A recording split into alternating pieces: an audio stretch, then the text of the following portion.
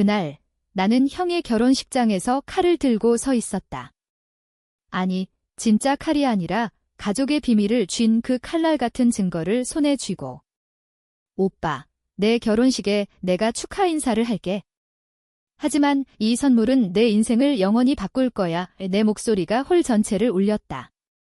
모두가 숨을 죽인 채 나를 봤다. 형의 신부는 눈물을 글썽였고 부모님은 얼굴이 창백해졌다. 그 순간 나는 알았다. 이 복수는 시작일 뿐이었다. 나는 평생 가족의 그림자 속에 살았다. 형은 항상 빛이었고 나는 그늘. 하지만 오늘 그늘에서 나온 독이 그들을 삼킬 터였다. 부모님의 눈빛이 변한 건 형의 약혼 소식이 전해진 직후였다.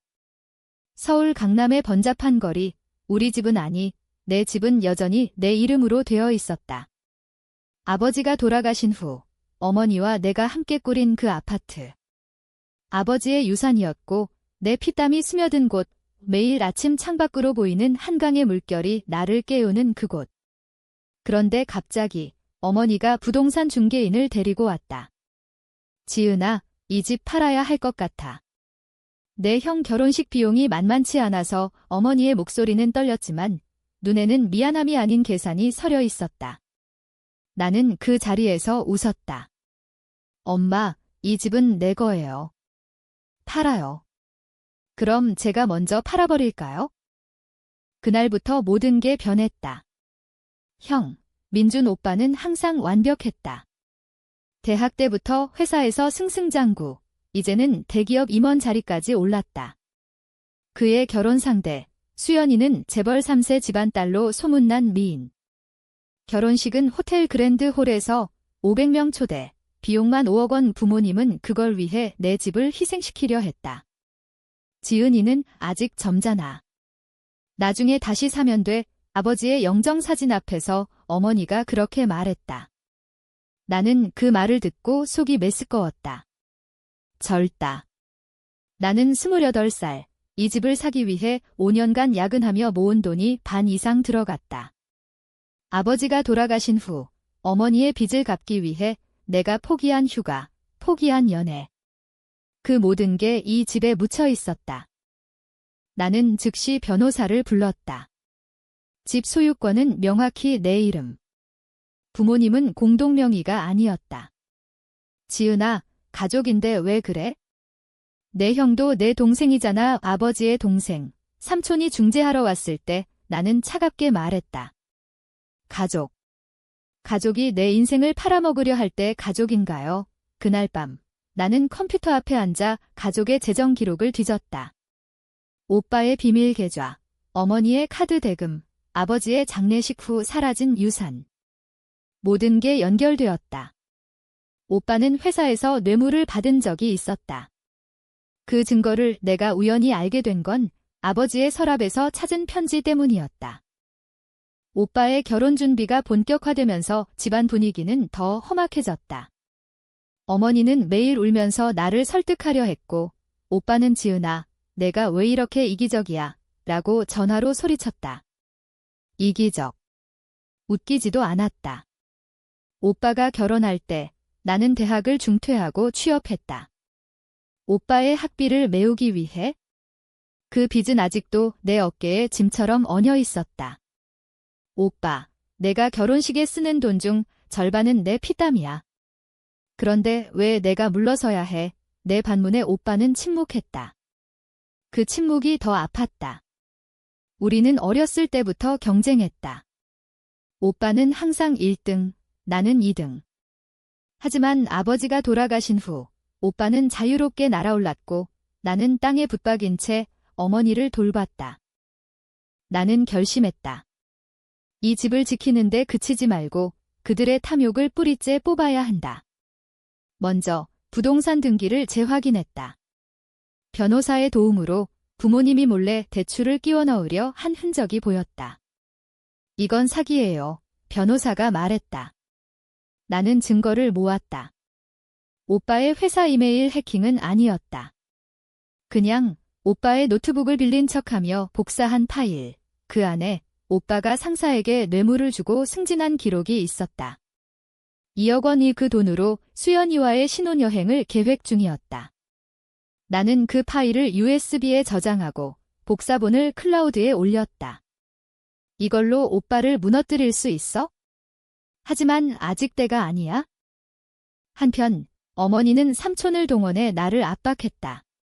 삼촌은 아버지의 사업을 물려받은 사람, 항상 가족의 현실주의자였다. 지은아, 내 아버지가 살아계셨으면 이렇게 안 했을 거야. 가족은 서로 돕는 거지. 삼촌의 말에 나는 웃었다. 삼촌, 아버지 사업 망한 이유가 오빠 때문인 거 아세요? 오빠가 돈을 빼돌렸어요. 그건 사실이었다. 아버지의 회사가 파산 직전 오빠가 투자라며 돈을 빼냈다. 그 돈은 오빠의 첫 차 구입비가 됐다. 삼촌의 얼굴이 굳었다. 그건 오해야. 하지만 나는 알았다. 삼촌도 가담했다. 밤마다 나는 불면에 시달렸다. 꿈에서 아버지가 나를 탓했다. 왜 가족을 해치려 해? 하지만 깨어있으면 분노가 치밀었다. 이건 해치는 게 아니다. 균형을 맞추는 거다. 나는 일기를 썼다. 매일 그날의 감정을 적으며 마음을 다스렸다. 오늘 어머니가 울었어. 미안하지만 이 눈물이 내 피보다 소중할까? 글씨가 떨렸다. 나는 약해지지 않기로 했다. 다음 날 나는 오빠의 결혼식 초대장을 받았다. 가족 대표로 와줘. 오빠의 글씨가 비아냥거렸다. 나는 답장을 보냈다. 물론 갈게. 특별한 선물을 준비했어. 결혼식 전날 나는 수연이를 만났다. 카페에서 우연을 가장해. 그녀는 아름다웠다. 긴 머리, 우아한 미소. 언니, 오빠가 많이 이야기했어요. 언니 집 때문에 힘들다고. 그녀의 말에 나는 차를 홀짝였다. 힘들어. 오빠가 내 집안 배경 때문에 결혼하는 거잖아. 재벌 딸로서 그 비용이 부담스럽지 않아. 수연이의 눈이 흔들렸다. 그녀도 알았다. 이 결혼이 사업적 동맹임을. 언니, 그건. 나는 미소 지었다. 걱정 마. 내가 도와줄게. 오빠의 비밀을. 수연이와의 대화는 예상외로 길어졌다.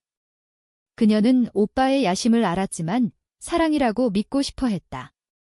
민준 오빠는 나를 진심으로 사랑해요. 그냥. 가족 부담이 크다고. 나는 고개를 끄덕였다. 그래, 가족. 나도 그랬어. 하지만 배신당하면 어떻게 될까? 나는 USB를 테이블 아래로 슬쩍 밀었다. 이 안에 오빠의 모든 게 있어? 보고 싶으면. 그녀는 받지 않았다. 하지만 그날 밤 내 휴대폰에 메시지가 왔다. 언니, 그거 진짜예요. 나는 답했다. 내 결혼 전에 알아야 할 거야. 오빠는 수연이와 다투기 시작했다. 결혼식 한 달 전 집안은 아수라장이었다. 어머니가 나를 불러 내 때문에 다 망쳤어. 라고 소리쳤다. 나는 차분히 말했다. 엄마, 오빠가 망친 거지?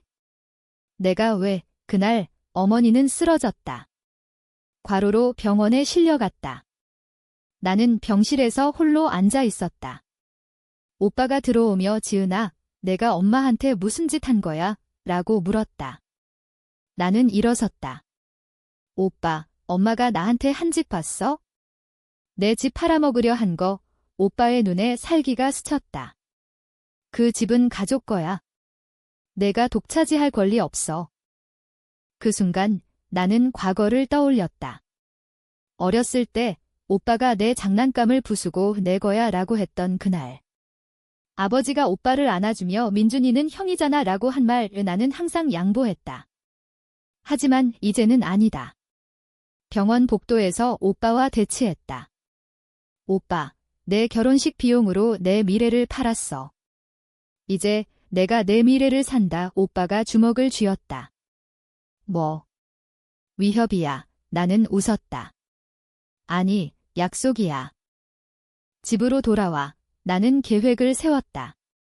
첫째, 집 등기를 법적으로 봉인. 변호사가 서류를 처리했다. 둘째, 오빠의 회사에 익명으로 뇌물 증거를 보낼 준비. 하지만 서두르지 않았다. 복수는 천천히, 깊게 파고들어야 한다. 셋째, 어머니의 건강을 이용. 그녀가 퇴원한 후 나는 간호를 맡았다. 엄마, 이제 내가 돌볼게. 오빠는 바빠서 어머니는 약해진 몸으로 고개를 끄덕였다. 그 속에 숨긴 내 감정은 복수심이었다. 수연이는 결국 USB를 받았다. 결혼식 2주 전, 그녀가 내 집을 찾아왔다. 눈이 붉었다. 언니, 이게 사실이면. 민준 오빠가 나한테도 거짓말한 거요. 나는 차를 타주며 말했다. 그래. 오빠는 항상 그래? 가족을 이용해 우리는 밤새 이야기했다. 그녀의 집안은 오빠의 회사와 계약을 앞두고 있었다. 이 결혼이 깨지면 오빠 회사도 끝나요. 나는 고개를 저었다. 아니, 내가 끝내줄게. 결혼식 당일이 다가오면서 긴장감이 절정에 달했다. 오빠는 수연이와 화해한 척했지만 그녀의 눈빛은 차가워졌다. 부모님은 모른 척하며 준비에 열중했다. 나는 검은 드레스를 입고 홀에 들어섰다. 음악이 울리고 하객들이 박수를 쳤다. 오빠와 수연이가 단상으로 오를 때 나는 마이크를 잡았다. 축하해요, 오빠. 오늘 내 인생의 날이네요. 모두가 나를 봤다. 오빠의 미소가 굳었다. 나는 주머니에서 USB를 꺼냈다. 이 선물은 특별해요. 오빠의 성공 비결. 화면이 켜졌다. 내가 준비한 프레젠테이션. 오빠의 뇌물 기록, 이메일, 은행 거래 내역. 홀이 소란스러워졌다. 어머니가 비명을 질렀다. 지은아, 그만해. 오빠가 달려들려 했지만 보안 요원이 막았다. 수연이는 무너지듯 앉았다. 민준 씨 1회, 오빠의 얼굴이 일그러졌다. 지은아, 내가. 어떻게, 나는 차갑게 말했다. 오빠, 내가 가르쳐줬어. 가족을 이용하는 법. 혼란이 절정에 달했다. 경찰이 불려왔고 오빠는 연행됐다. 회사 상사가 전화로 지게 뭐야?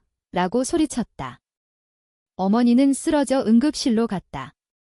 나는 홀 한가운데 서서 모든 걸 지켜봤다. 후회. 조금. 하지만 그보다 커다란 해방감. 이 집, 내 인생을 지킨 대가였다. 수연이는 나를 보며 말했다.